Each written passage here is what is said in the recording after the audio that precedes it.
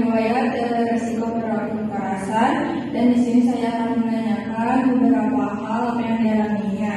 Untuk kelebihan saya, yaitu saya sudah membuat SKTK sebagai acuan saya berkomunikasi dengan manajer, dan saya juga sudah berlatih dengan rekan saya. Mungkin untuk kekurangan saya, yaitu saya suka blocking di pertengahan komunikasi. Untuk cara mengatasinya, yaitu saya akan diam sebentar dan mengingat apa yang akan saya sampaikan.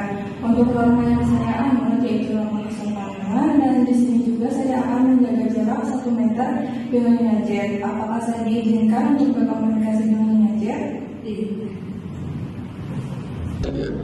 Assalamualaikum Ibu, selamat pagi. Waalaikumsalam, selamat pagi. Apakah Ibu masih ingat dengan saya? Masih, suster yang kemarin kan? Betul Ibu, saya sedang berjaga di sini dari pukul 7 sampai pukul 2 siang nanti. Apakah benar dengan manajer? Benar. Gimana kabar Ibu hari ini? Hari ini saya sedikit merasa kesal. Baik, sesuai kesepakatan kita yang kemarin, hari ini kita akan berbincang mengenai perasaan Ibu saat ini. Untuk waktunya 15 menit dan untuk tempatnya mau di mana Ibu? Di sini saja. Baik, apakah Ibu nyaman jika kita berbincang di sini? Nyaman. Bagaimana perasaan Ibu hari ini?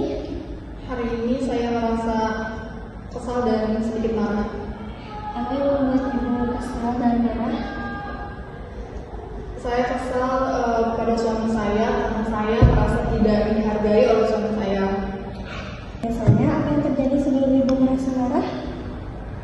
Biasanya yang terjadi ketika misalnya anak saya sedang menanyakan suami saya, dan saya kesal marah kenapa harus terus-terusan menanyakan suami saya. Jadi saya teringat akan kelakuan suami saya melakukan KDRT kepada saya.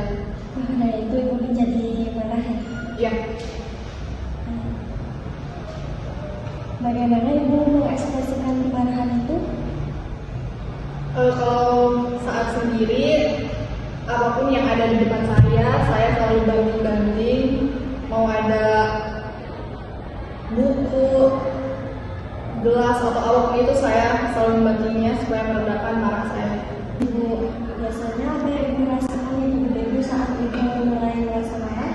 Misalnya kayak jantung Ibu menjadi berdebar dan kepala menjadi panas, terus tangan Ibu juga misalnya jadi gemetar gitu. Ya, biasanya jantung saya terasa berdebar kencang, tubuh saya terasa panas, lalu kepala saya juga terasa panas. Seperti kepala saya tuh mau pecah gitu. Baik Ibu, itu tuh salah satu tanda Ibu menahan emosi yang sangat kuat ya Ibu.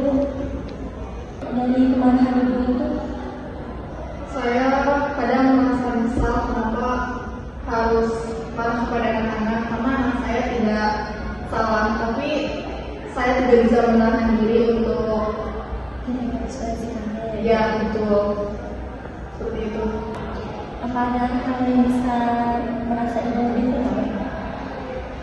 Ada biasanya saya selalu menyendiri terlebih dahulu. Kalau saya kelihatan sedang membagi barang-barang di depan anak saya selalu menjauh dulu dari mereka. Baik Ibu, saya paham pasti sangat susah ya untuk memendam emosi yang ada di diri Ibu itu. Nah, sekarang gimana perasaan Ibu saat kita sudah berbincang-bincang? Setelah berbicara dengan suster, marah saya sedikit lebih reda, kesal saya sedikit lebih reda. Baik Ibu, sekarang Ibu bisa ceritakan apa saja yang tadi kita obrolkan? Tadi suster nanya bagaimana perasaan saya, apa yang bisa membuat saya marah dan kesal, lalu reaksi tubuh saya ketika marah.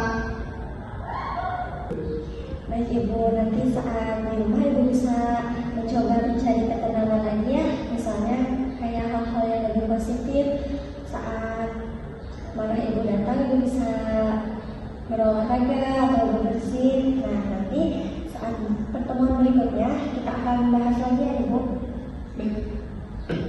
Baik Ibu, tadi kita sudah berbincang-bincang mengenai perasaan Ibu ya. Bagaimana jika kita membuat kotak waktu kembali? Apakah Ibu bersedia? Bersedia. Baik, untuk waktunya mau di jam berapa Ibu? Jam 10. Baik, di jam 10 saja ya. Untuk tempatnya apakah mau di sini lagi? Ya, di sini saja.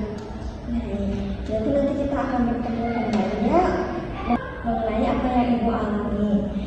Kalau begitu saya pamit ya Ibu. Ya. Ibu. Assalamualaikum warahmatullahi wabarakatuh. Saya Prala Zesti yang sudah berkomunikasi dengan Nazet yang berusia 38 tahun dengan diagnosanya resiko perilaku kekerasan. Setelah tadi berkomunikasi, hasilnya saya mendapatkan informasi bahwasannya Nazet itu mengalami KDRT oleh suaminya. Terus untuk hambatan tadi saat berkomunikasi, mungkin tadi saya sedikit blocking. Terus juga tadi saya lihat respon dari Nazetnya saat berkomunikasi Nazetnya itu menjawab seadanya. Terus sekarang beberapa kali tidak fokus menjawab pertanyaan saya. Terus juga untuk solusinya tadi saya sempat berdiam diri terlebih dahulu. Terus untuk solusi yang tadi yang Nazet itu mungkin nanti saya akan bertemu kembali bersama Nazet untuk menanyakan hal yang tadi belum sempat saya tanyakan. Mungkin seperti itu. Mungkin sekian dari saya. Wassalamualaikum warahmatullahi wabarakatuh. Sekian dari kelompok kami.